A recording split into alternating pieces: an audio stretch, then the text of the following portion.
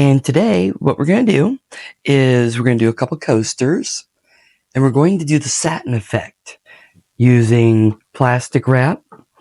And I wanted to use this aurora powder. Can you see that? Can you see that color?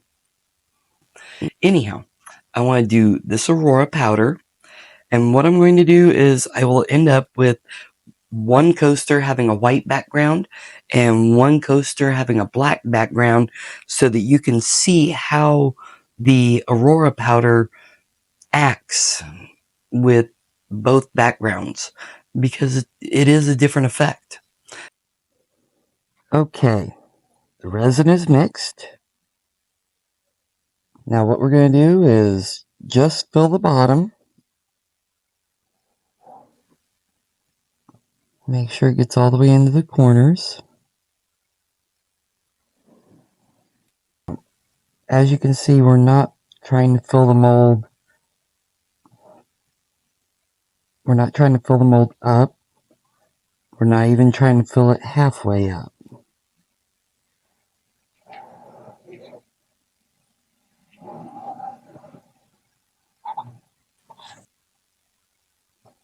We just want nice, thick coating. Let me see if I have any little bubbles on the edges.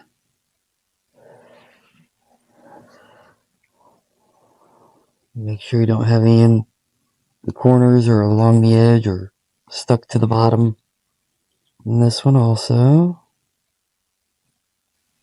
It's been a while since I've done the satin effect or satin technique, but I really liked the way it came out last time, so I wanted to share it with you today. I thought it'd be a good one. It's very beginner friendly, really. You're only having to use one kind of resin. You're not having to have like UV resin to do part of it and epoxy resin to do the other part.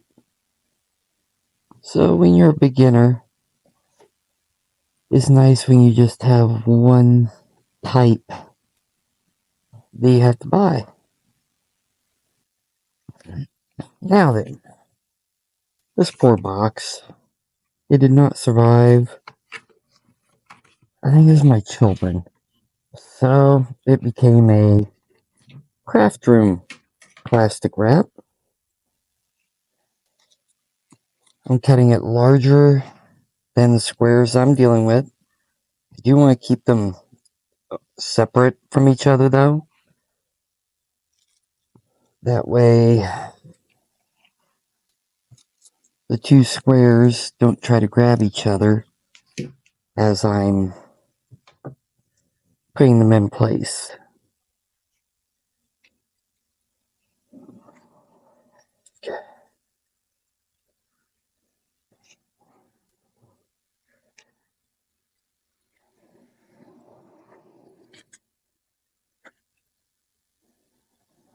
And you do want it bigger than the square, because what we're going to do is we will be pressing it down in for starters, and then we'll be crinkling it.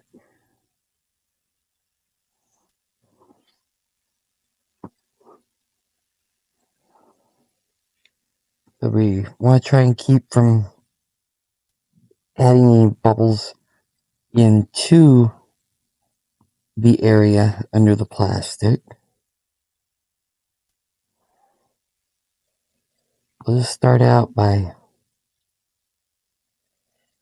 getting it laid down in there all nice.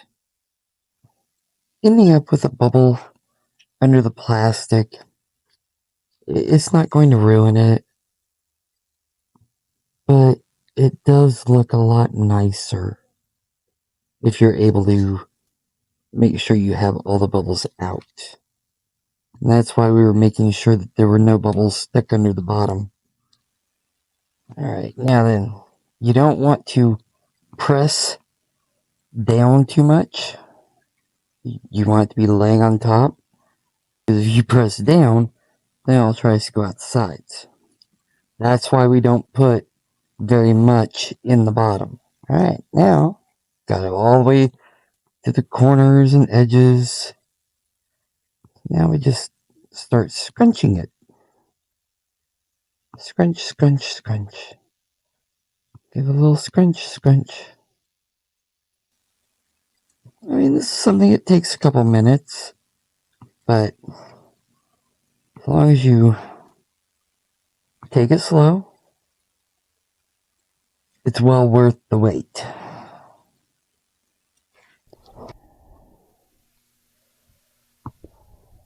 There we go. Okay. The epoxy resin is cured. So let's go ahead and peel off the plastic wrap.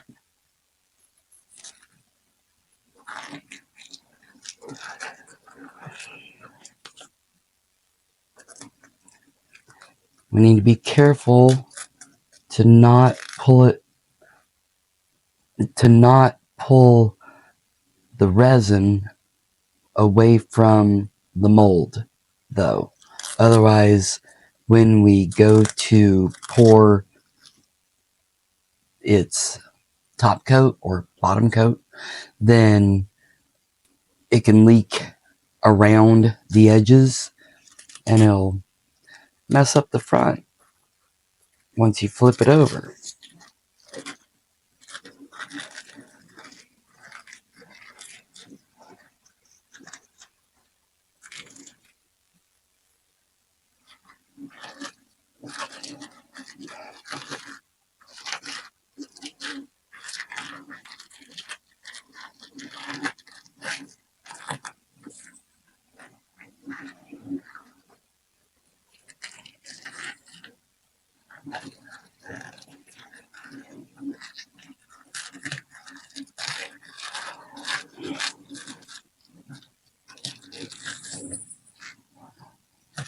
Okay, there.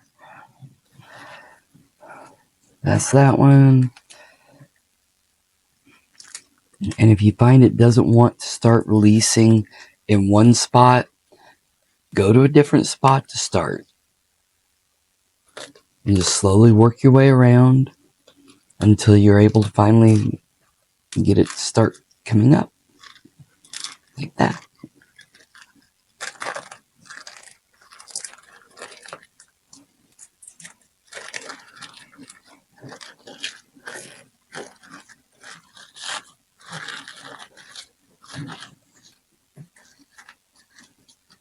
There we go. Let me see if I can find my snippers. Oh, no, I can get the rest after it's done.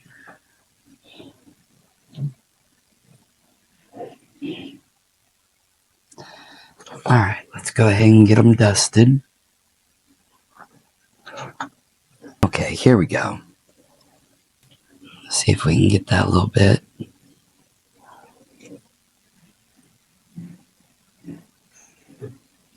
There.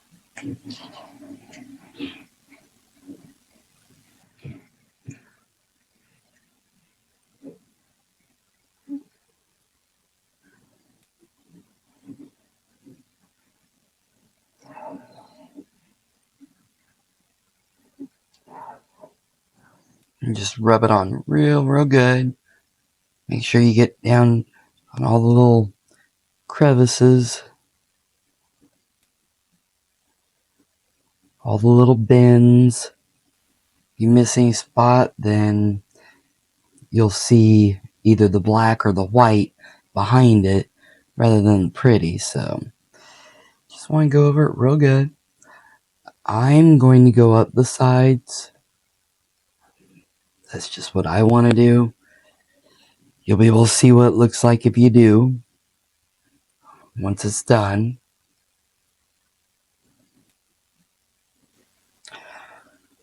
If you go over it 3 or 4 times, that's fine. It just helps make sure that you don't miss a spot. And don't be bending your mold right now, because that will cause the resin to break free from the mold. I'm just going to be doing the exact same thing I did with the first one.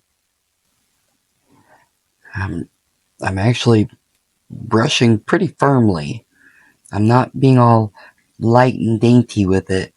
I want to rub the powder onto, so it basically is pressing the powder onto the resin so it sticks. Alright, the resin's mixed. I have white pigment with a little bit of white mica powder in this one. I have black pigment with a little bit of black mica powder added to this one.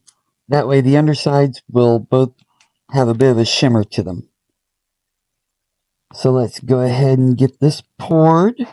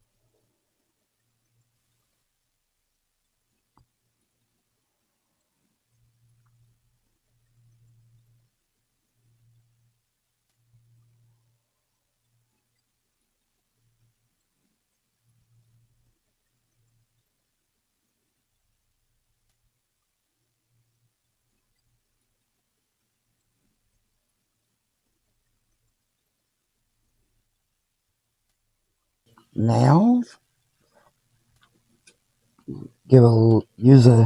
I'm using a long neck lighter. Just run it across, pop any bubbles that have come up.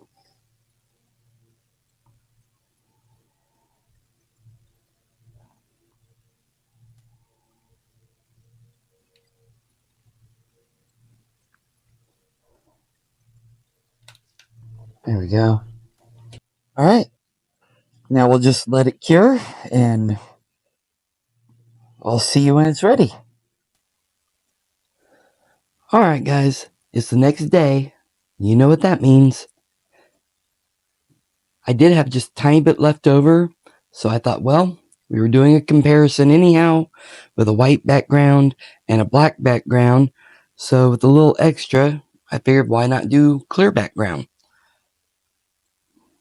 Now they did kind of combine on each other, but that's okay. This was just to give you the visual. You can actually see through there that greenish color. Look at that. There we go.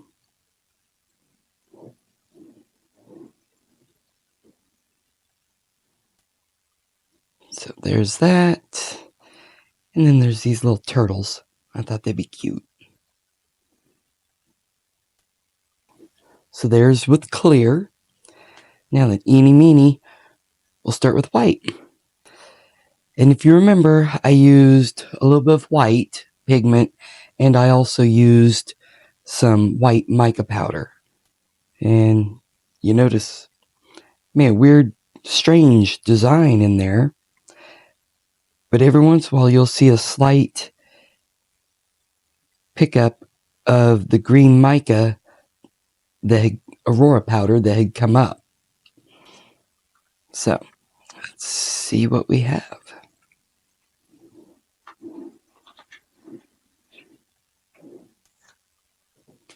And, oh, yeah. Are you able to see this? I certainly hope so. That's with the white background.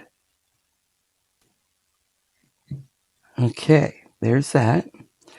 And then you notice again the way the black mica came up. It's actually a pretty cool design in there. But there's a little bit of the green aurora powder leaked up too. So it kind of combined in, almost looks like giant cells in there. I'm just moving it around to see if you can give you a better eye of it, hopefully. So, anyhow, let's go ahead and get it unmolded.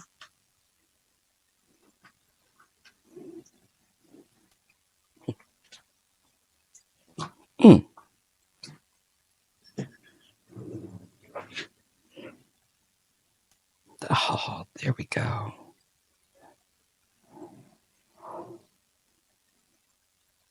Do you see that? Wow.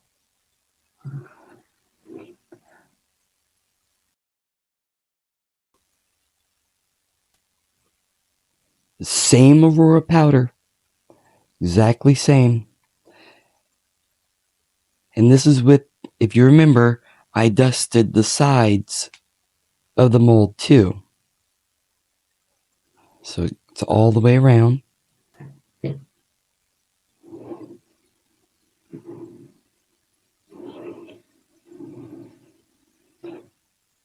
There you go. There you have it. The satin effect with resin, with Aurora powder, with two different backgrounds, so you can see the difference in the difference that the background can actually bring to your Aurora powders. If you're going for the light, I don't know. This makes me think of rainbows and unicorns. But if you're looking for the lighter, softer look, you would use a white or light background. And if you want more of a dramatic look to it, you put the black or a dark background to it. So, there you have it. Thank you for watching. I'll see you later. Bye.